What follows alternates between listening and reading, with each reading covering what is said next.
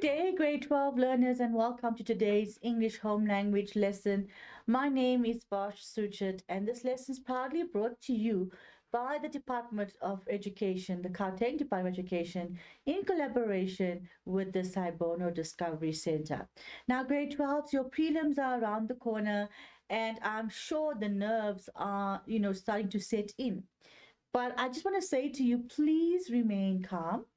You have got this all done and ready for you to master and get the maximum results.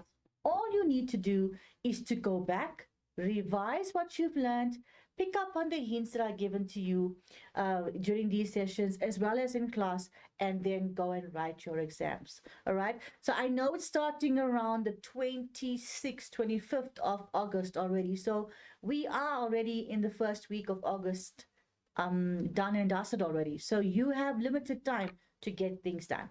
All right, so today we're going to be focusing on your paper 1, English home language. Remember, it's 70 marks, and I'm going to look at basically your section C. All right, that is the one where we're dealing with your visuals, which is your advertisements, your cartoons, and then your textual editing.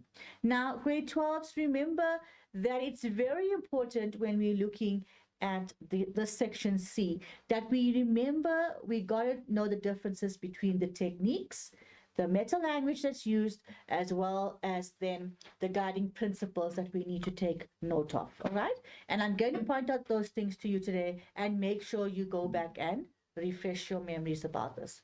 So firstly, we're going to start off looking at the purpose of the adverts and the cartoons. And then we're going to look at, for example, the important guiding principle with the adverts, which is the AIDA principle. And then we've got the important elements of a cartoon and how to analyze the cartoon. All right. And I'm going to then take you through the meta language of the advertisements and the cartoons. And then lastly, we will look at how to analyze during the exam time, how to analyze an advert or a cartoon to give appropriate answers, obviously, in the exam paper. And then we'll look at the textual editing as well, where there's some shortfalls we need to look at and what you can focus on going forward. All right, so remember, please, the golden rule about an advert. It is there for two reasons: either to sell a service or to sell a product to a client, okay? Or in this case, to the consumer. So we're looking at what does the advertiser do, or what does he make use of in those adverts to sell us the product or sell us the service. In the same token, we'll then look at the cartoon. So there's one aspect which is very important, is that he looks at the emotive element. In other words, he uses aspects or principles or even elements to guide us, where he plays on our emotions for us to take note of what he's selling so that we can take action. All right, so he does that emotive appeal to us. And then he also has the persuasive aspect. That is where he's trying to make you and I do something or believe in something by manipulating our emotions. Okay, so those are the two elements that we are looking at when dealing with the advertisement.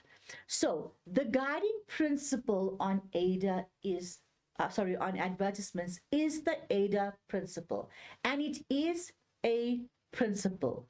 It's not a technique. So please know the difference between the technique and the principle. Now, within the guiding principle of analyzing an advert, we have to look at what is it that the advertiser is doing to attract our attention. All right. And then once he's got our attention, how is he sustaining or maintaining our interest? In other words, how is he making us like what he has to offer? Thereafter, we're looking at the desire that he conjures up within us. In other words, for us to now go and buy into that service or to buy that product. Okay, he's playing on our desire to to do that. And then finally, when he's done that and he's manipulated us enough, we then look at the action element. In other words, we go out there, buy the product, or actually then rent out the service, or pay for the services. Okay, so that is very important, grade 12s. Look at the AIDA principle in its entirety. Okay, what is it that he is doing to grab my attention? How is he then sustaining my interest? Okay, and while he's doing this, he's playing on my emotions, obviously. Why? Because he wants to conjure the desire within me to say, I want this. I cannot live without it.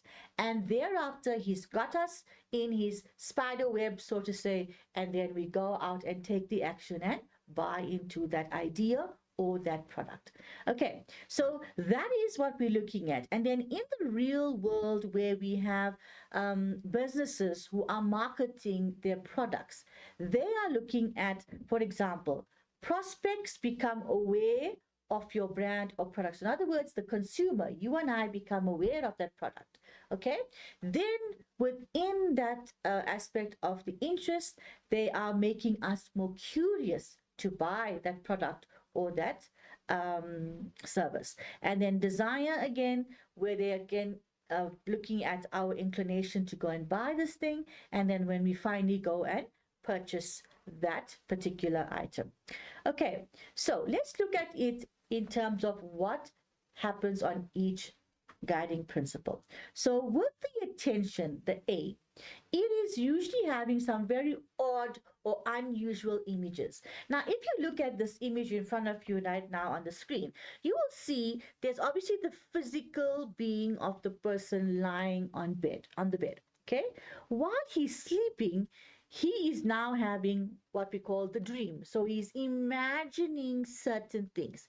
And for him, he is imagining himself in the underworld of the sea. So he's thinking that he is obviously snorkeling underwater and he's getting to be in touch with nature. And that's shown by the little fish, for example, that are swimming through. He's got his face gear, which then has the canister at the back for his oxygen to breathe in, and then his flippers, where he's going to be swimming through the water. And then obviously here at the bottom here, we've got the image of the shrubs or the greenery that's under the sea. Right, so that is what is in the imaginary world, the dream world of the person. And physically, he is sleeping on his bed, imagining these things. Okay, so there's odd, unusual images. You wouldn't really associate the underwater word sleeping on the bed.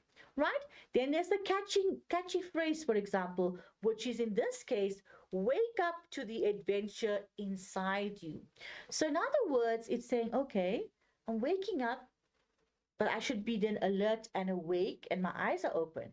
But then he's saying, wake up internally to the adventure. So into the imaginary world, you're going deeper using your inner eye, obviously, and you are exploring the adventure within yourself. Okay, so that is the catchy phrase. The layout and the design. Okay, here also you can see the superimposing of the imaginary world onto the physical bed structure, okay, or the blanket structure, and that is dealing with the design. The layout, obviously within a frame there you can see, okay, this particular square frame, and then he's got everything aligned in terms of smaller squares here on the one side where that particular brand is advertised, and then on the other side of the page here you can see he's got the image of the boy lying on the bed. Right, so there we're looking at what within that image attracts our attention. So the layout has attracted my attention because I can see it's set in a square diagram, for example, and there's one square on the top which is representing the brand, and then obviously the bed within that structure as frame as well is shown to me clearly there. So the design is coming out there as well. The color tones, obviously you can see here But in your exam situation, you would not be able to see the blue and the dark blue and the black, for example. All you'll have is the light gray versus the black or the dark gray imagery. Okay, so you'll look into that. So thereafter, while we're continuing with the attention, what else? Look at that particular diagram there.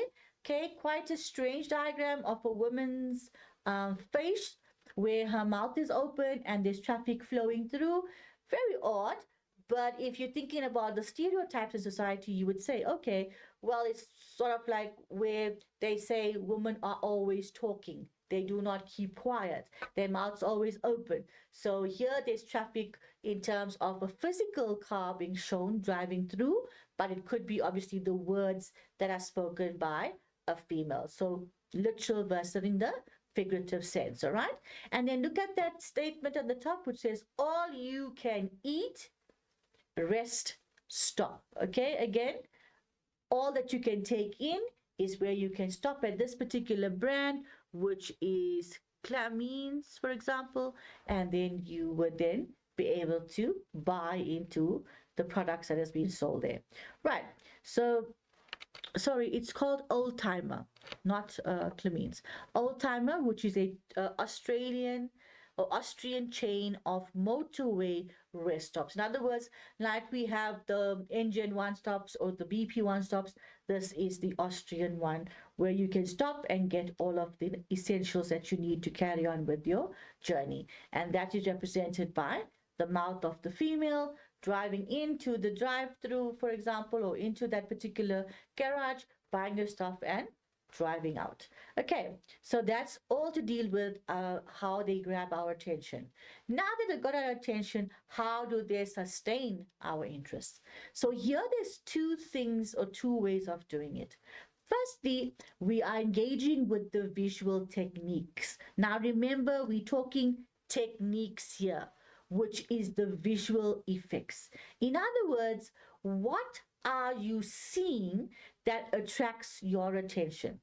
Such as, for example, maybe cartoons, graphs, the colorful schemes, the attractive photographs within that advert, outline of diagrams, or even the unusual layouts. What you can physically see with your eye, okay? And then there you must remember the purpose of that is to either convince us, manipulate us, persuade us, highlight, and make it easier for us to understand why we should buy that particular product.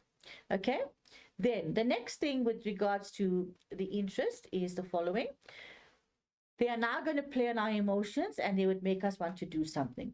And then secondly, to maintain our interest, we're looking at the linguistic techniques, okay? What are the language devices used within that particular advert to maintain our attention? For example, the advertiser will match the language they use to the audience, in other words, the group of people that they are targeting, their level of technical terms or their level of vocabulary, as well as the purpose. It's all linked to that target group. Why? Because they want to involve us directly or personally in that particular advert. So the language that is used every day during conversations is then used by the advertiser to appeal to the masses, the public, okay? He's not going to use language that you and I don't understand, because if he does that, obviously we wouldn't want to go and buy his product or service. All right? Then remember, the crucial part about interest and maintaining our interest is that he wants to engage with us on the personal level and keeps us thinking, okay, maybe this is for me, maybe it's not for me, maybe I like this because of this particular aspect or that particular image being included. So he makes us remember certain things that are contained within that advert. Or we also look at thirdly, which is sophisticated or formal language that is used to attract the higher end clientele. In other words, that client base which is the high income area. So they will be using very much sophisticated language, as they would say, for that high end personnel. So they're doing that because they'd like to impress the high end client. They'd like to surprise him or her, manipulate him or her, or even encourage him or her to think further about what is interesting about the product or service. So look at, for example, the big M that we always know and we've come to know over the years as we drive anywhere in KZN or in Gauteng or even Cape Town. You see the big yellow M and you know that particular brand. Okay, so when they're using language, for example, they would say, you so want one. So that is already grabbing us to say, oh boy, you know what? I really do crave a burger. And then when you look at that image that of that burger with that luscious looking lettuce, that nice sauce that is flowing down the sides, the gherkins being included, the Coke that might be there, or even, another drink that you'd like. All of those things are there to maintain your interest to go and buy that product. Okay. And it's done for that particular reason. So let's go look at another one, for example. If you are into joining the army or wanting to become part of a force that is going to take care of society at large, then this would appeal to you, all right?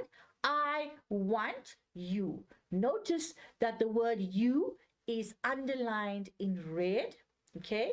And then this is for the US Army to enlist now. So let's say, for example, take it away from the US and say the SA Army, for example. They would be showing that in a bold font, for example, you and the army, to say, I want you as Vash or you as whoever it is to join the army. Okay, so it's grabbing you in by including you on a personal level using that personal pronoun, which is you. Okay, so that is there. That's very important. Now, when looking at desire as a aspect of the AIDA principle, that is where they are creating an emotional appeal that convinces me as the audience to go and buy that particular item, because then I will believe it'll make a difference to the quality of life that I'm living right now. So it'll either make me happy, give me a sense of belonging to a higher order, a status, higher status, or even just satisfying my desire to provide some kind of security to me. So look at this particular advert of the BMW, okay? Powerful, agile, intelligent. So when you think of the words, for example, powerful, or you think of the word agile, it is sending a message to say, when you are, reacting on the spur of the moment and you just know exactly what you need to do and when you need to do it, you agile, you sharp, you are powerful in that moment because you know exactly what you do, what you need to do and when to do it. No one can deter you from that. And therefore it signals a sense of intelligence, being able to think on the spot. And that is where they're grabbing my attention. They're creating a desire within me to say, okay, if I buy a product like the BMW, for example, I am elevating myself to that status of being considered as an intelligent person, as an agile being, or even somebody who's quite powerful. All right. And that is what you're looking at there. And then those brands, in terms of the Coca-Cola that's come across all these years, they go to different ways of advertising the drink. It's the same content of the drink, but just to keep you going to buy into that particular product, they change their catchphrases. Okay, for example, here, like, we are the champions. That was obviously at a time where people were very much into the soccer and the Rugby World Cup. That was where they tried to create that interest there. And then Always on My Mind, okay, very much a nice song to listen to at some point if you go back in the day. That was there, that music that people loved. So you could have obviously remembered that song when you are thinking of the brand of the Coca-Cola. And then action is where they manipulate us to take action and to go and buy the product or use the particular service. Not only must advertisers then get our attention, remember, they also need to ensure that we act and respond, and we then know where to buy this particular product and when to buy it. So look at this one on about Netflix. See what's next. In other words, if I join there for a month, I can see what's going to be played. And then what's important is that watch anywhere, cancel anytime. It gives me the assurance that if I don't like it, I can cancel immediately, which then draws me in further to take the action and pay that subscription fee. All right. Then shopping online, we are all victims of that at some point. And where it says shop now, for example, that means if I pay right now, I will get my brands within a couple of days. All right. And that spurs us on to take the action. Good. Then we're looking at the meta language of the adverts. Okay. You have come to know what a product is. You've come to know what a service is. You've come to know what a target market is. In other words, remember, it's either a person or a group of people that the advertiser is aiming at. Okay? Please be clear about the group that is being targeted.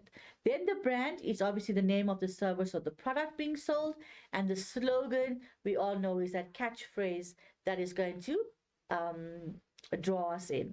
Right, now we come to the techniques that are very important. Okay, we've dealt with the principle. Now when you see that question of comment on the technique used in this particular advert, all right, you need to think, okay, what is a technique? The first one is the use of informative language. So that language that is being used, or the words being used in this instance, is to inform the viewer about that particular offer in service or product. And they would then use technical terms that are relevant to that particular field. All right, that's the jargon there. So it's going to assist the advertiser to sell that product to that particular group of people.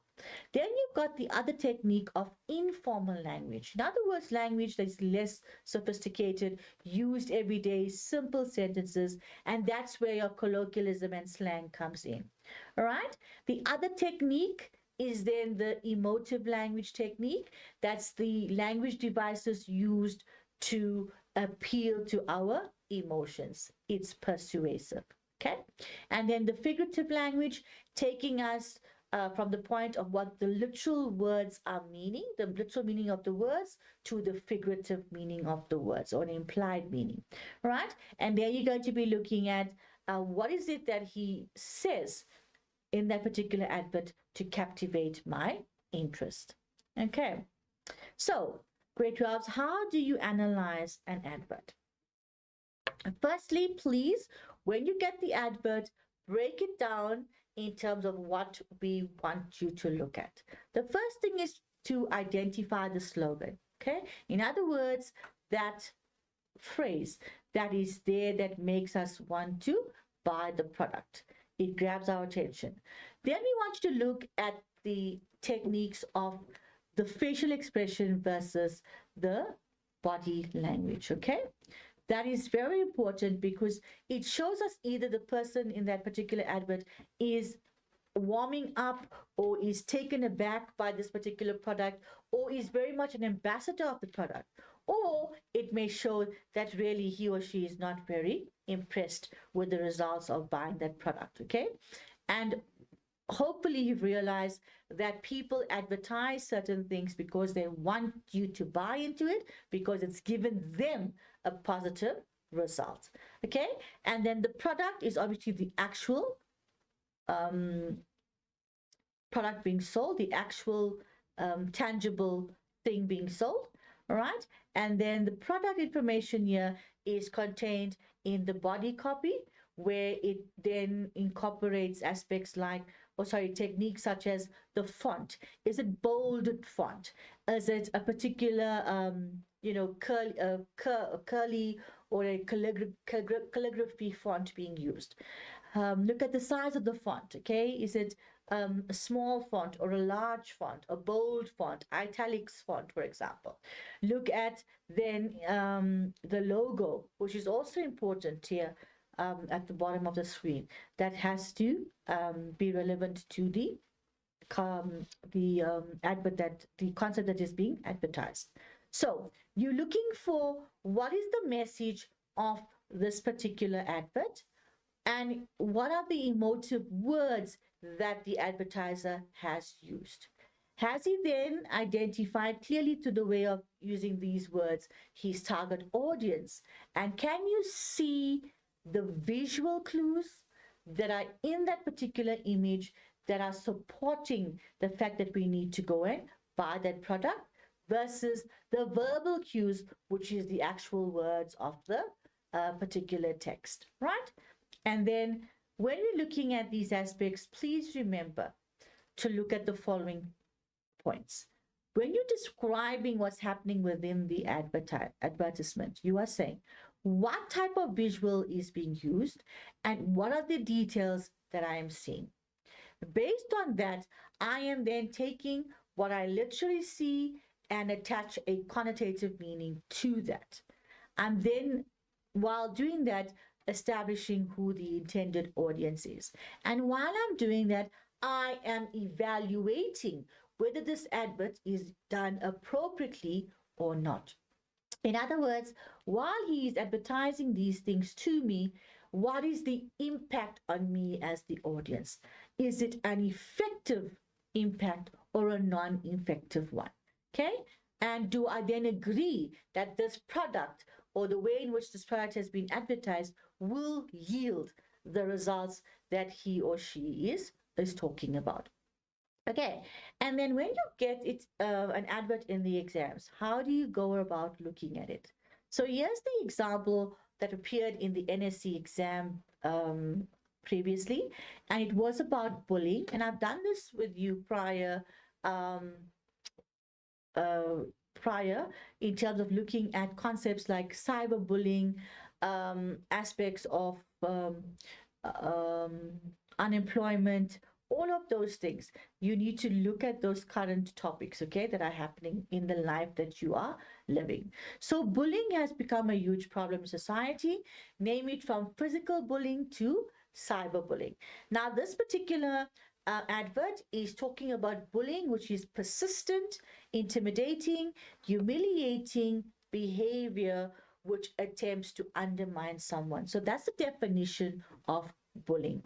Now we find out that this line here that catches my attention says bullying, spot it and stop it. And notice the change in the color of the font. So we've got a darker gray font versus a lighter gray font.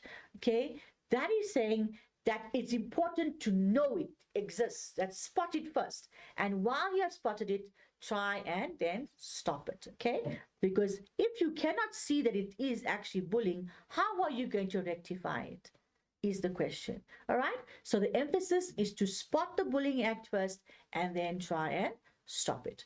Okay, so here it's been happening obviously in the alpha hospitals where they have been finding that there's bullying taking place, and they're trying to now encourage the nurses, the doctors within that particular environment to stop the bullying that's taking place. So they gave them 5 steps to look at. All right, the first one is to speak up and speak out if you are being bullied, or if you know someone who's being bullied.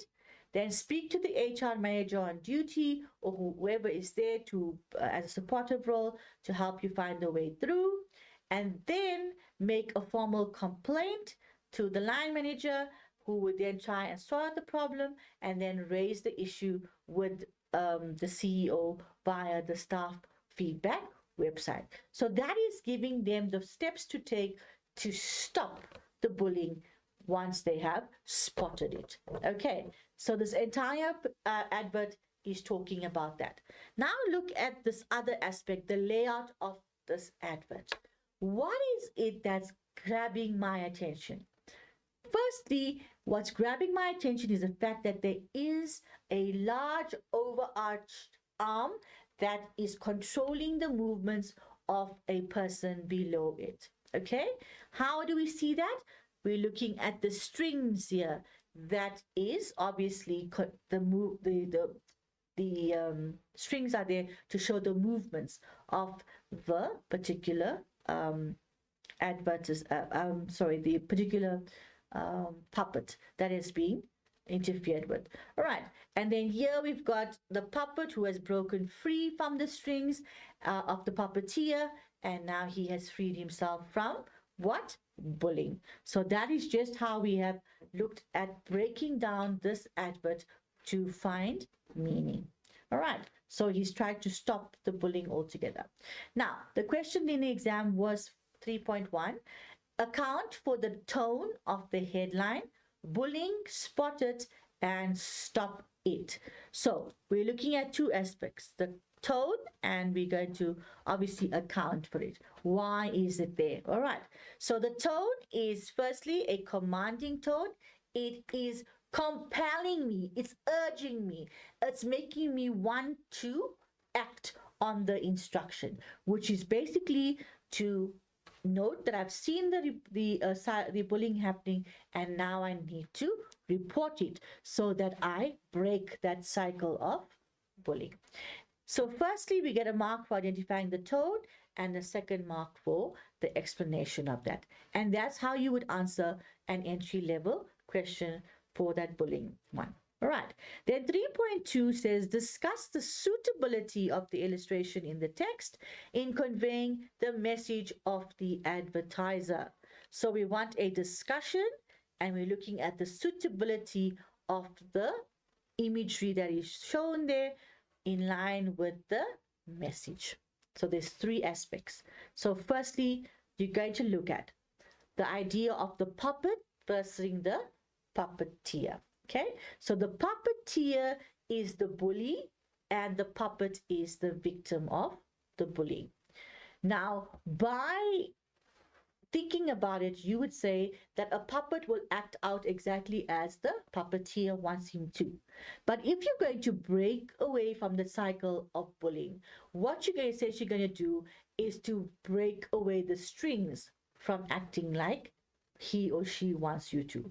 So by severing, cutting that strings, basically, the victim is taking a stand against the bully and therefore breaking free from that cycle of bullying. So he or she no longer wants to be part of this domineering aspect of the puppeteer who's going to now criticize the victim. The silhouette of the victim, a faceless representation, is signaling it can be any employee, female or male, and therefore it appeals to a wider audience. So the point is driven by the fact that the victim of bullying is the only person who can stop the cycle. All right, so that's important, grade 12s. Look at the layout, look at the images contained within the advert to get the full understanding of the text. All right, so you take the illustration, look at the image of the puppet versus the puppeteer and how you break free from the cycle by severing the severing of the strings, which is breaking free from the actions that the bully wants you to take part in. All right, and then by doing that, you then obviously break the cycle and become free from the bullying cycle. Good. Then 3.3, now here we're looking at the techniques, and I told you be careful with the techniques. It is not the AIDA principle, which is the technique. The technique is then looking at the following. Firstly, the different fonts, okay? So the different fonts are to show us different sections of information. The font sizes and the bold font, for example, grabs my attention to realize that something is happening here, okay? Thereafter, the pronoun use of you and your, that personal pronoun, is urging me to act against the bullying, okay? That is a technique. So the font, the pronoun is a technique as well. The layout is another technique because this allows me to see the logical sequence of firstly looking at where the problem starts, defining the problem, and then looking at it being presented as steps taken to break free from that problem. Okay, it's threefold there. Then the reverse print, which is the next one, is the white print on the black background, drawing my attention to the content of the text box, emphasizing the important points for consideration. Then the next technique is the use of now your devices. Alliteration, assonance, for example. Those are the two techniques of the repetition of the consonant or the repetition of the vowel sound. So when you're looking at the alliteration of the anagram, spot and stop, the S being repeated, that is obviously your consonant. It's in the catchphrase and that is resonating. It's sitting here with the audience. To spot it, it's me. I have to rectify it by looking at it and knowing what it is and then stop it. Okay.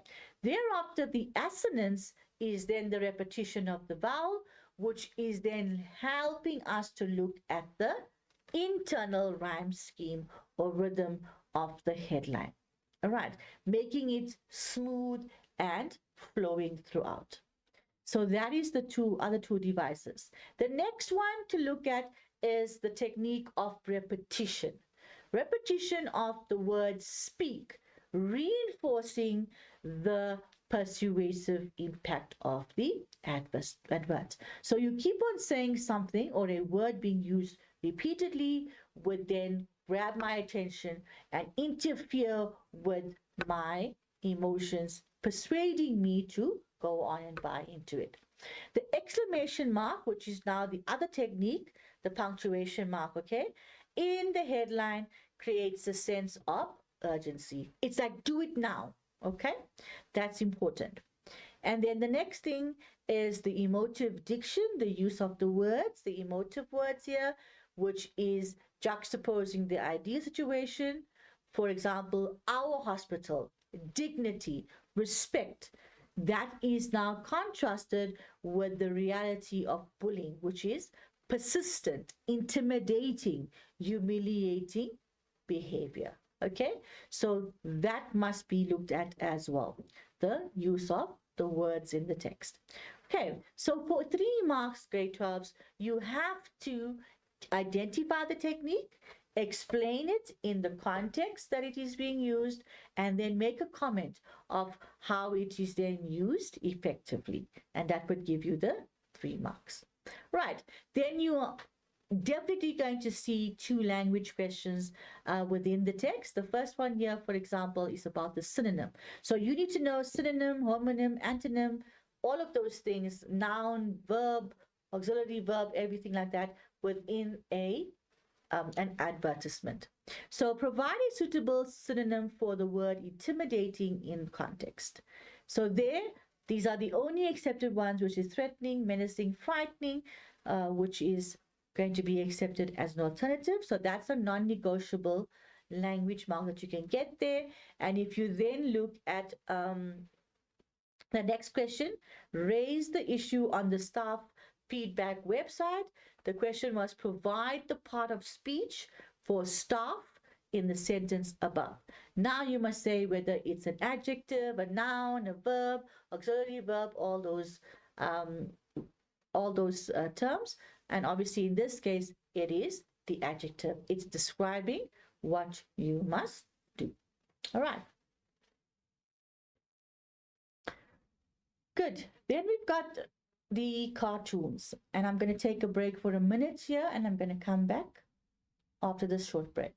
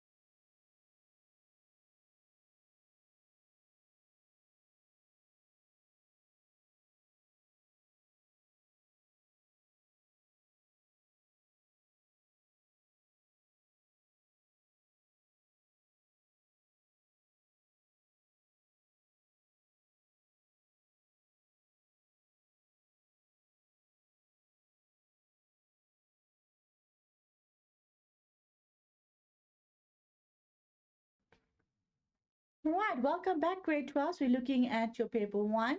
We've just covered the aspect of advertisements, and we're now going on to the cartoon analysis. Now, remember, it's all still under the banner of visual literacy.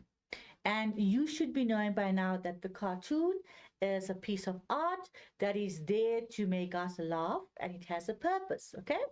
So it's used to express an idea or to draw our attention, for example, to a situation. Or a well-known personality who's expressing an idea through the cartoon strip. This usually is dealing with a current or a social issue that's taking place. It tackles concepts of stereotypes, where we're having a fixed, exaggerated viewpoint on a certain group of people, for example, or a nation as a whole. Now, when you're looking at cartoons, I did say to you, it's there to create humor. So the first part of the cartoon is that there will be a frame, either a single frame or a series of frames. The series of frames is signaling the conversation that's happening from the one part to the next part to the next part. So there is a time frame from frame 1 to frame 5, for example. Okay, so in this case, we've got 4 frames.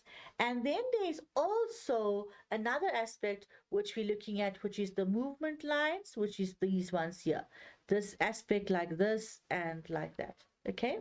Showing a movement either inward or outward.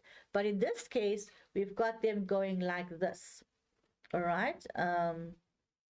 Sorry, I've got it like this and like that, showing that there's a movement left, right, left, right, left, right in this cartoon frame 2. And then basically we're then looking at why would that person's head be turned left to right in a speedy way. And then you've got the speech bubbles versus the jagged edge bubbles, for example, which I'll take you through just now. And that is here. Look at this, is also a clouded one that we can look at, okay? So the speech bubble is usually the actual words that the particular character is speaking.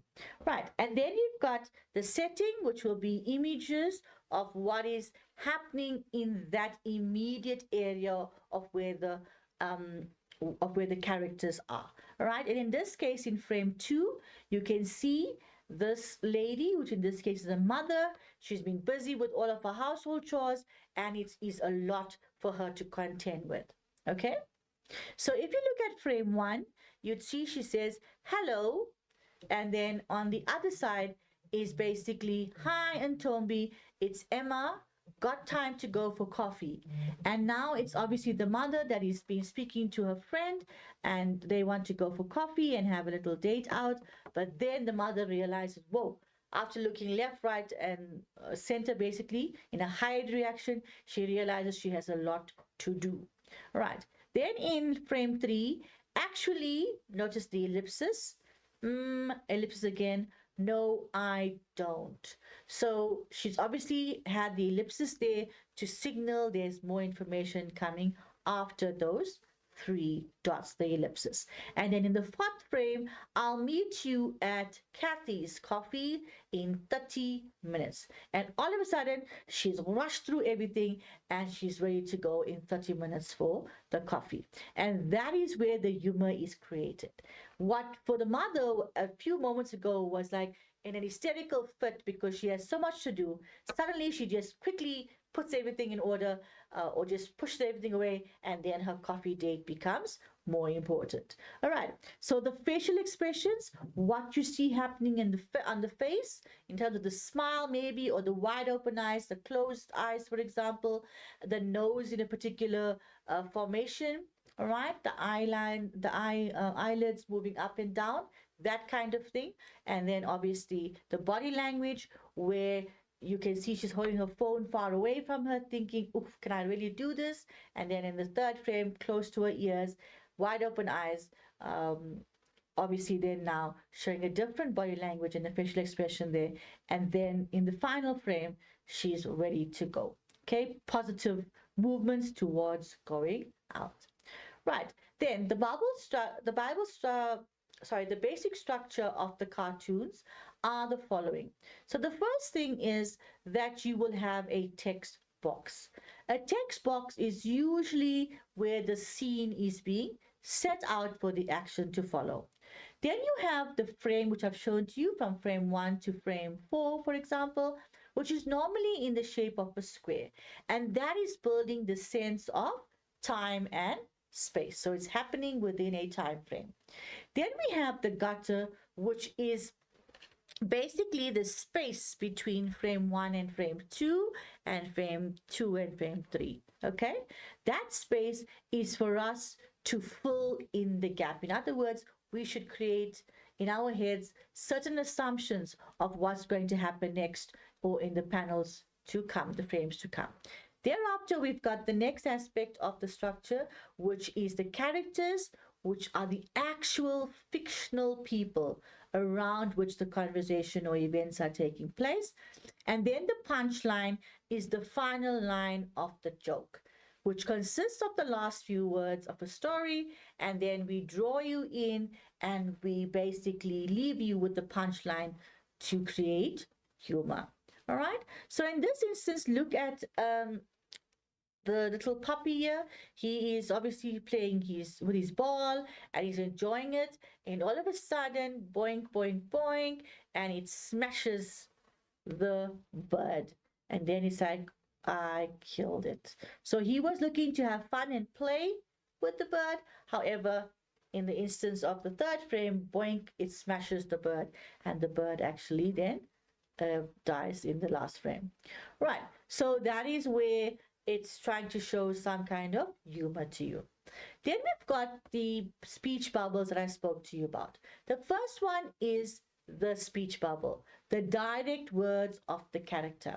Now, if you have gone through your NSC papers, you would have noticed that in this last exam session that we wrote in 2025, there was a question on the direct versus the indirect speech of the characters. So they gave you the frame, which was the direct words, and asked you to write out the reported speech. So be aware, that is one way that the examiners could test you on your understanding of direct and indirect speech. Okay, so the actual direct words, as if this conversation is taking place right now, is contained in the speech bubble. The thought bubble, which is the second one, the cloud-like structure, that is the words that are not spoken aloud, so it's happening within the minds of the character. And then the third one, the jagged edge, a speech bubble, is showcasing the emotions of the character. All right. So what should I do?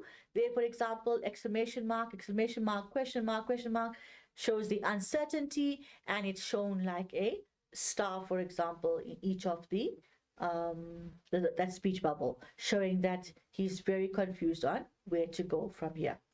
Right. Then the language that is used on the cartoons, grade 12. We are testing the language concepts, which are, for example, irony, sarcasm, pun, satire. Please know the differences between those four, for example, and understand, are they used to show humor, or are they used to show the contradiction of the humor? All right.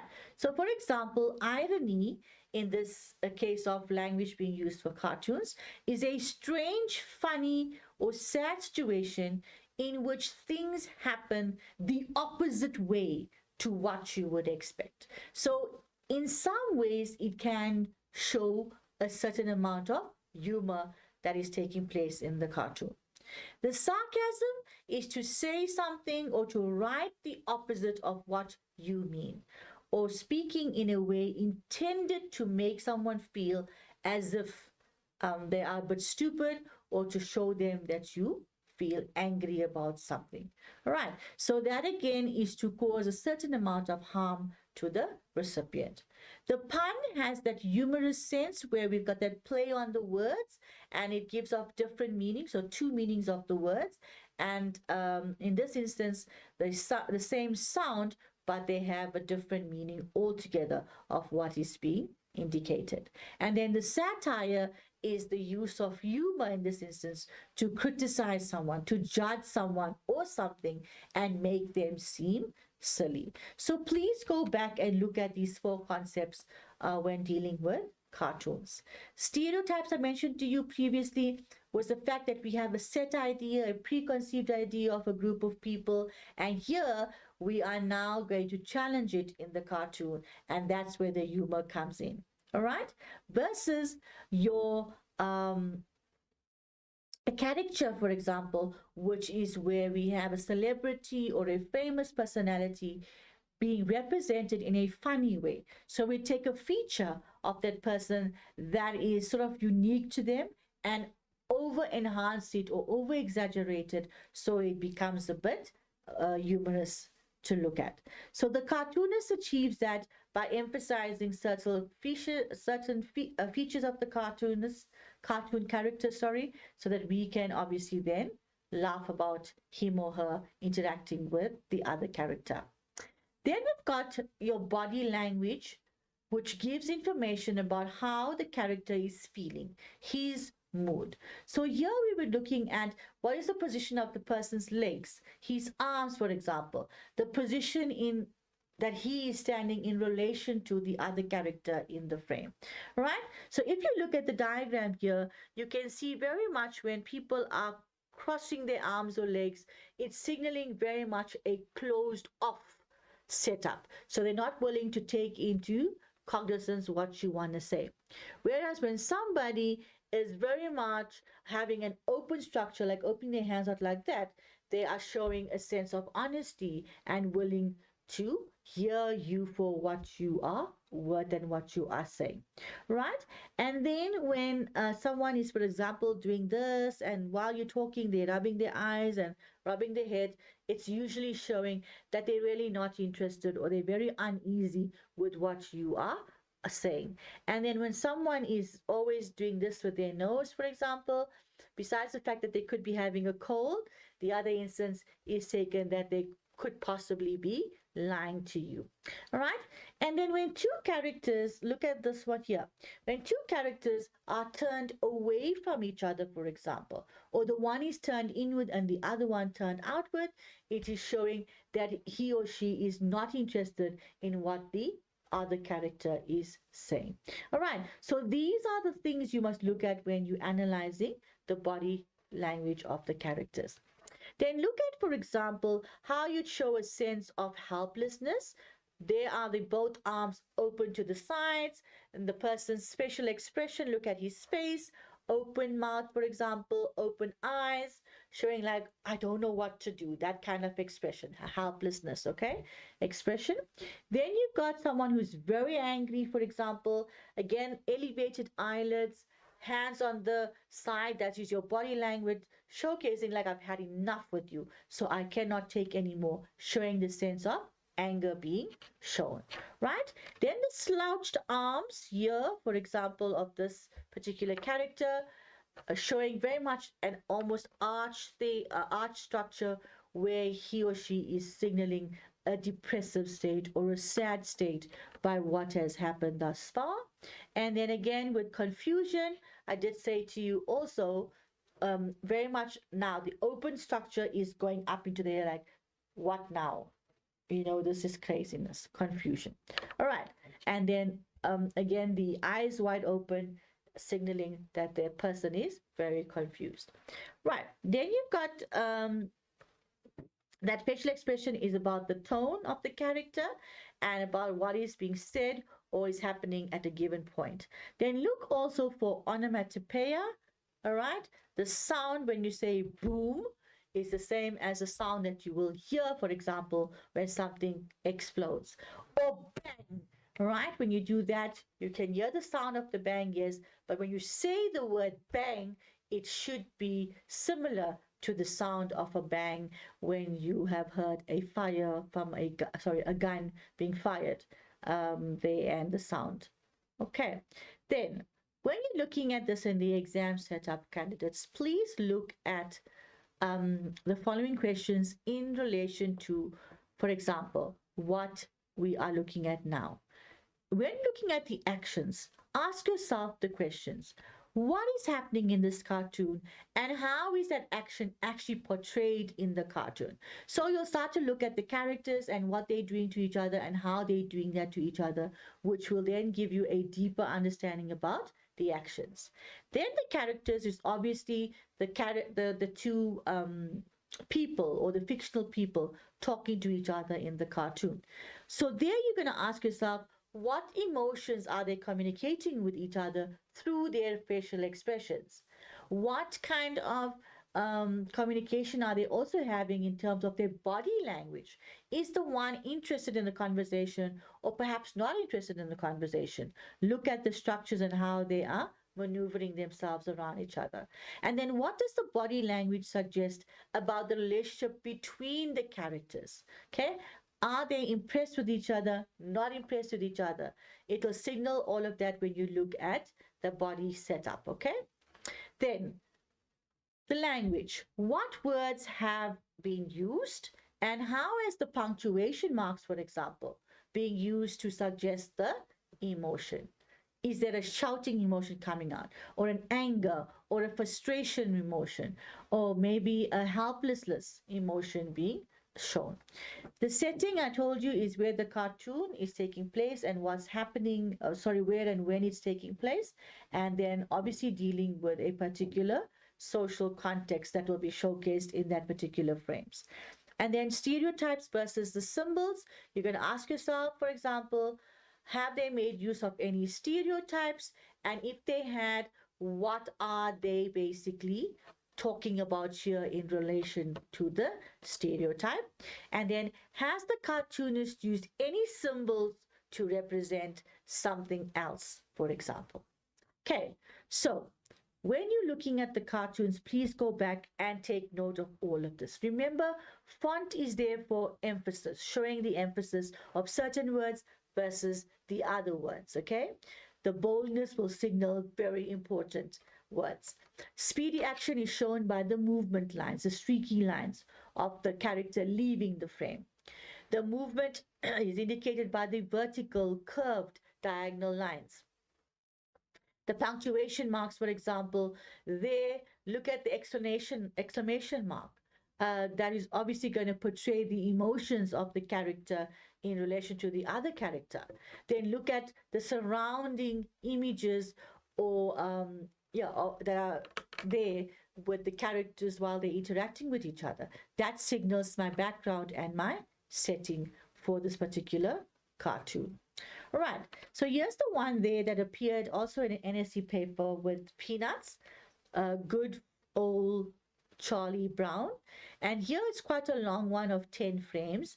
And I'd like you to go back in your spare time and look at the NSC papers from 2022 all the way to 2025, for example, and familiarize yourself with how to analyze the cartoons with the hints I'm going to obviously give you in this lesson.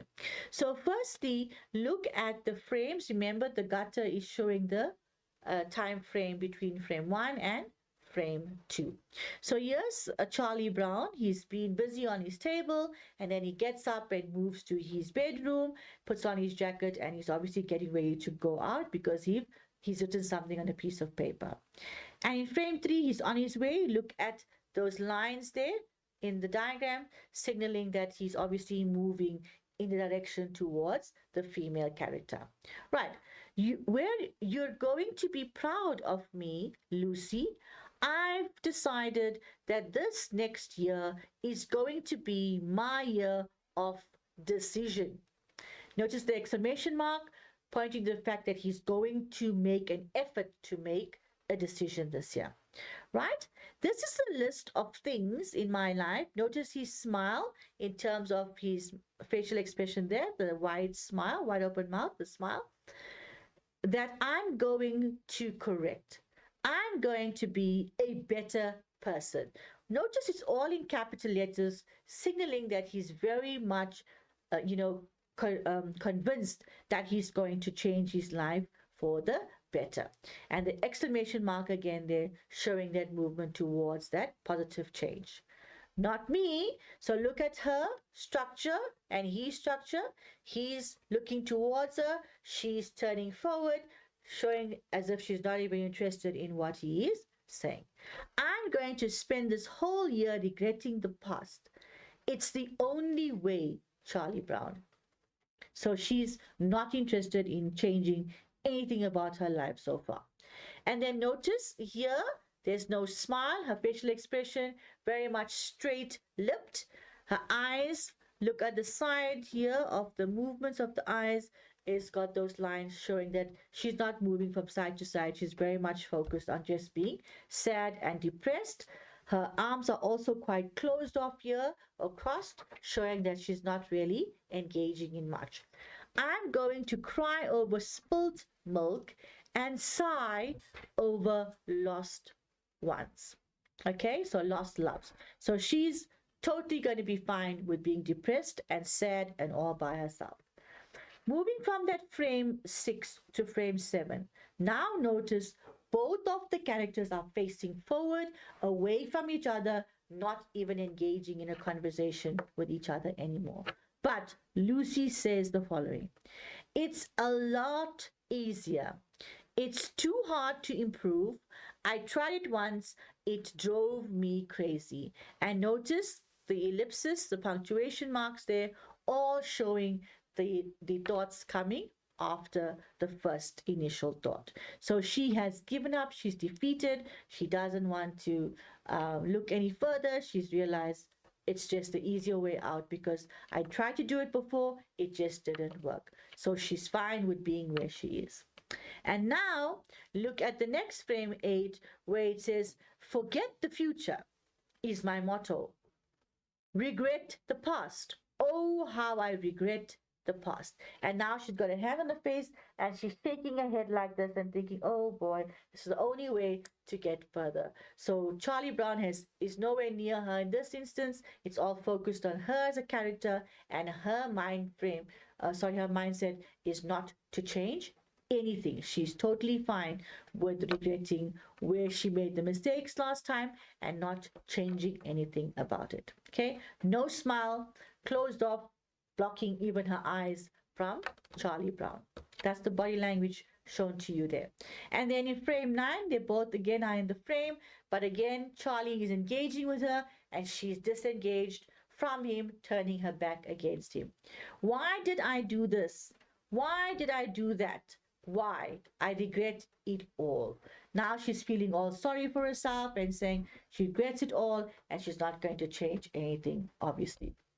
And then in frame 10, she's still very much away from him, talking to herself. Oh, what regrets, what remorse, what anguish, what? And now at this point, grade 12s, you should be thinking, well, obviously she should be wanting to change herself because here's Charlie Brown offering her a way out of it. But she's not doing it. And now she's convinced Charlie to say, oh, well, it's just all the same to me. I'm not even going to bother changing. And he's sort of deflated now from what his initial emotion was. Remember, from frame 1 all the way to frame 4, he's happy, he's excited. He's got all these weird and wonderful things he wants to change about himself. And he's enthusiastic to change that. But after interacting with Lucy, he is totally demotivated and demoralized and just shrugs shoulders down, sighs about this whole thing and realizes, okay, I might as well just leave it be because she's tried before and she failed. So who am I to make anything different? And that's how you analyze that cartoon there. All right. So when you're looking at Charlie Brown's mood in frame 3, he's happy, he's self-assured, he's excited, shown by his beaming smile, his desire to change, and then obviously his words spoken, proud of me, and my year of decision, sorry. So 2 marks awarded for that. Then in frame 4 to 6, discuss both characters' viewpoints with reference to the cartoonist's depiction of them.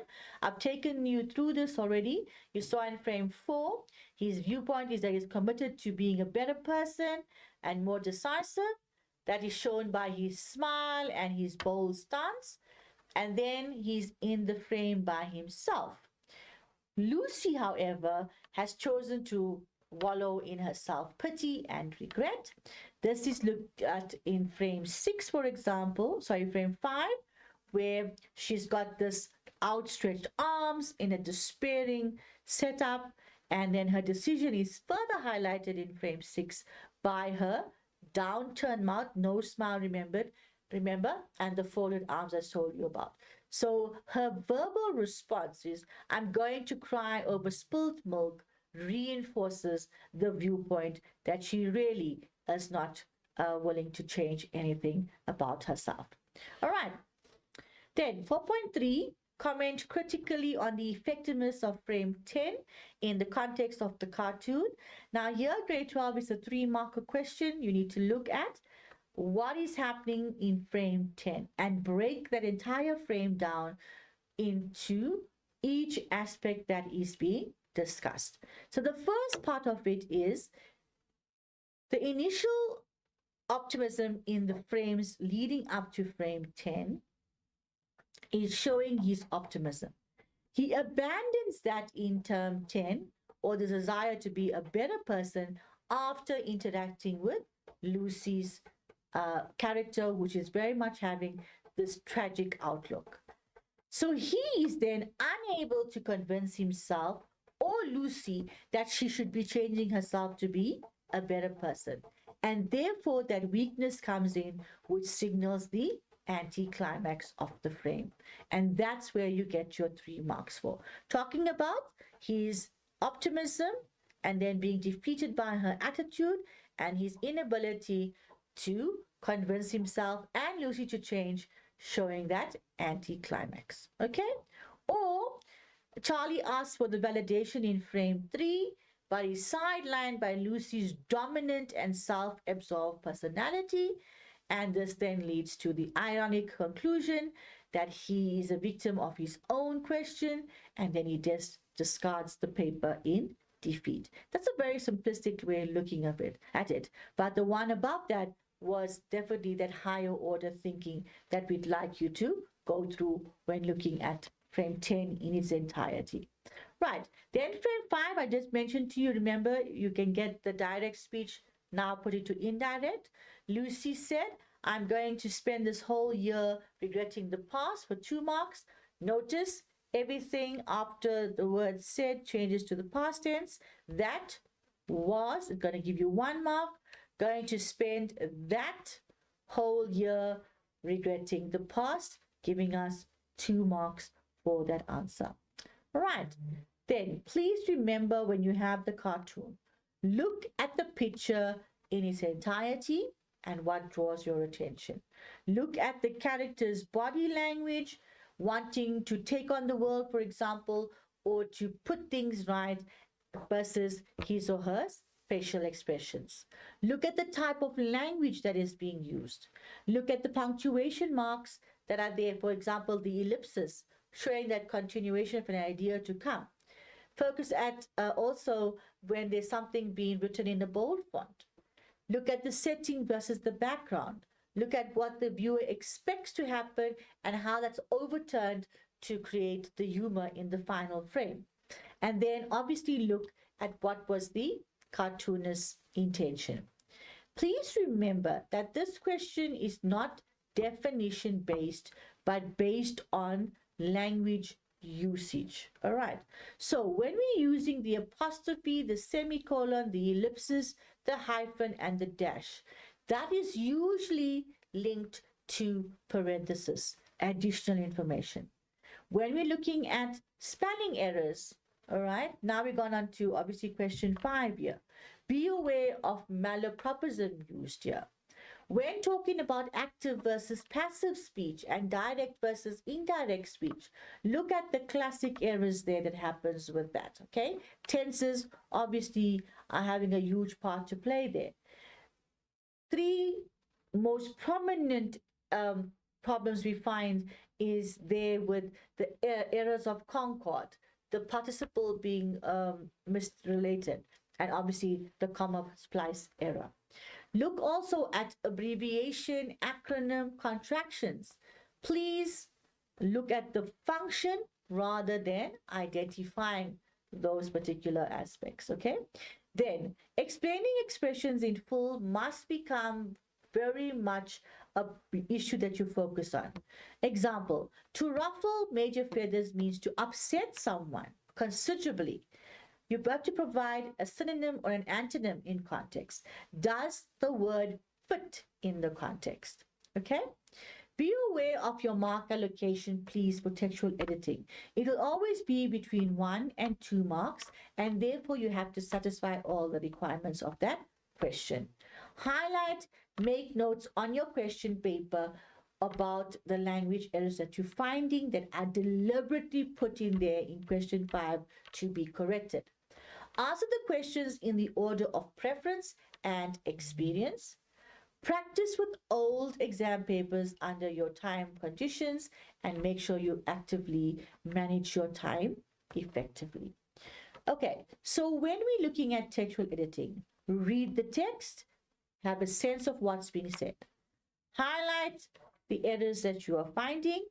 Apply your understanding of the language techniques here to the ones that you have mastered in class. You will be tested on a wide range of skills and content.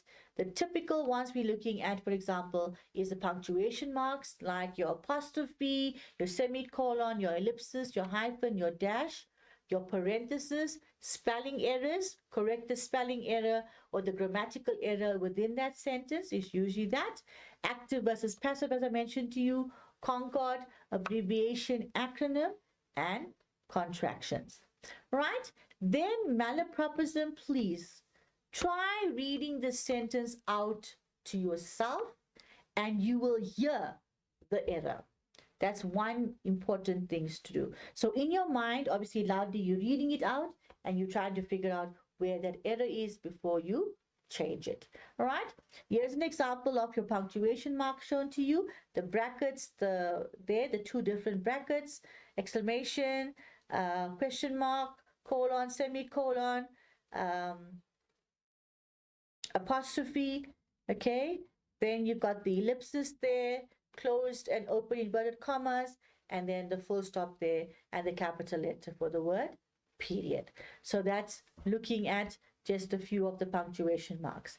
Ambiguity, remember, that is there where you have to remove the ambiguity in the sentence. In other words, there's a repetition of what is being said, and it doesn't need to be there. So when you remove it, the sentence will still be making sense. Okay, right.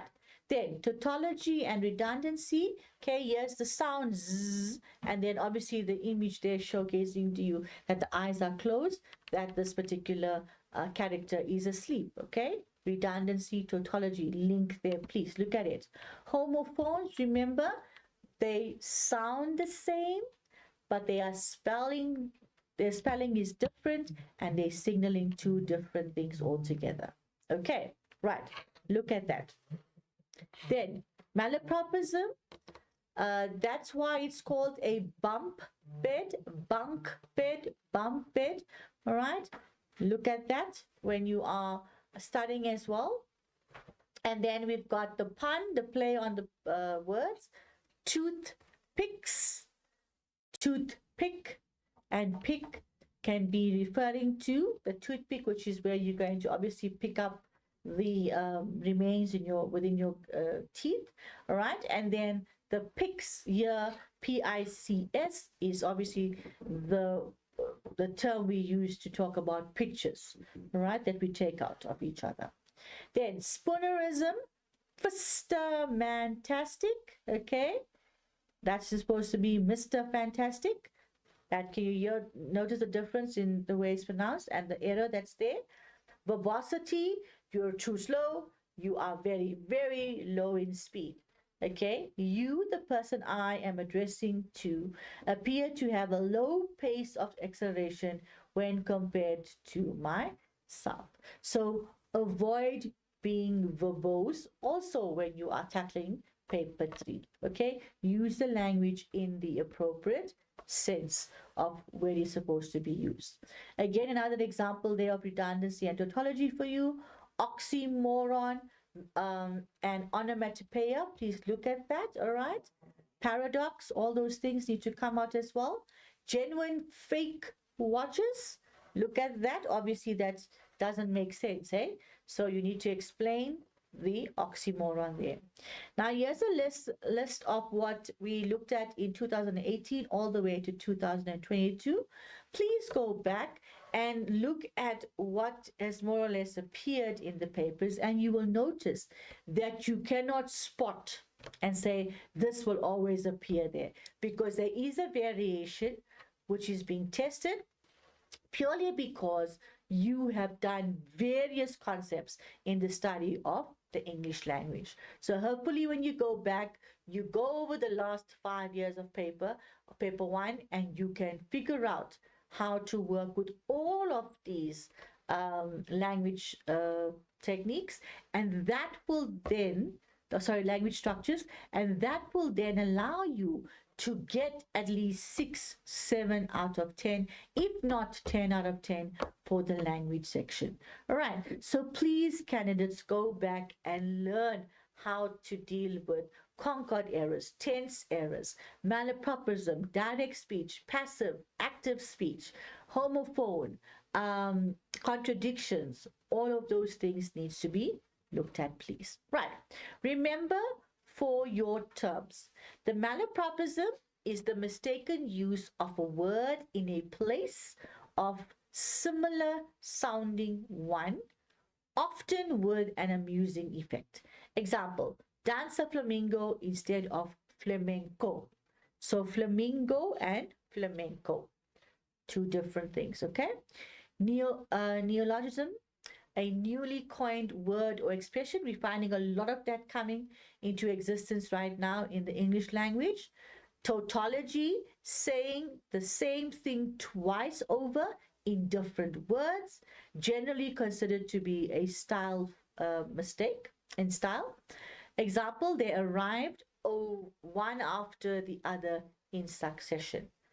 One after the other in succession, obviously meaning the same thing. Error in concord, right? The relationship, remember here, singular subject, singular verb. Plural subject, plural verb.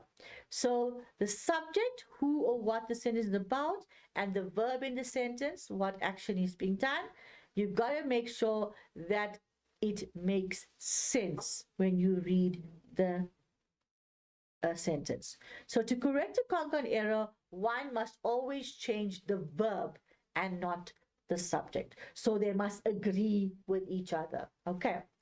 The group of clever students are hoping to earn distinctions in all their examinations. So the answer here is the group of clever students is hoping to earn distinctions, because it's one group of students. It's not the groups of clever students. That would then be plural. All right, so they must agree with each other. Active voice, when the subject of a sentence performs the verb's action, we say that the sentence is in the active voice. Sentences in the active voice have a strong, direct, and clear tone. So, for example, monkeys adore bananas is an example of an active voice. Here we're seeing the basic voice construction, the subject, the verb, and the object. The subject, monkey, performs the action which is described by the word adore, right? And the subject, the cashier, for example, in the second one, performs the action described by the word counted. The subject, the dog, performs the action which is chased, the squirrel. So when you go back, review these concepts when you are revising. All right. And then there's the passive one for you there as well to look at. Look at then the use of the hyphen. Remember, it's there to join two words or parts of words, avoiding confusion. It's recommended that you don't take down any load-bearing walls when renovating. This rock hard cake is absolutely impossible to eat. So there's an example there of the use of the hyphen. Okay, then the commas. A comma indicates a smaller break. Remember that, grade 12s? So some writers think of a comma as a soft pause, a mark, a punctuation mark that separates words, clauses, or a sentence. So you need to look at the use of the comma. Then the apostrophe, remember, it's only usually two, which is the possession, for example, and the contraction. This one here, omission, is no longer being used. Right. Then we've got here an example that you're going to work through in your own time of textual editing. Please go back and look at this worksheet. There's an example of the passage given to you. There are deliberate errors within that, and you need to go over it. All right. Find, for example, the grammatical error. A TikToker with the username at Paparize shared a video of a gadget she or he encountered while at an Airbnb. So that is the answer that you needed to have for that particular paragraph. So please, the memo has been given to you here. You can go back and look at how to apply your knowledge on the language concepts for question 5. All right, grade 12s, all the best for the revision of your paper 1, section C.